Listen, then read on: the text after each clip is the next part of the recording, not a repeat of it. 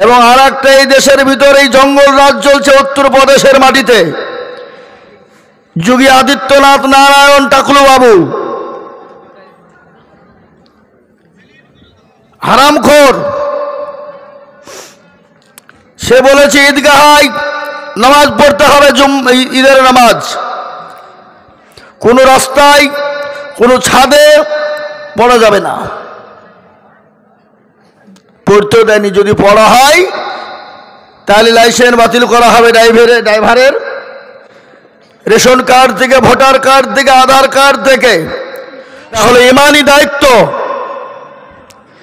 মুসলমানদের ভারতবর্ষে হাতিয়ার যদি ছিল ওই একটাই ছিল, সেটা ওয়াকফ সম্পত্তি। মুসলমানদের সব ছিনিয়ে নিয়েছে। এই ওয়াকফ সম্পত্তিকে মুসলমানদের কাছ থেকে ছিনিয়ে নেওয়া হলো। মুসলমানদের অস্তিত্ব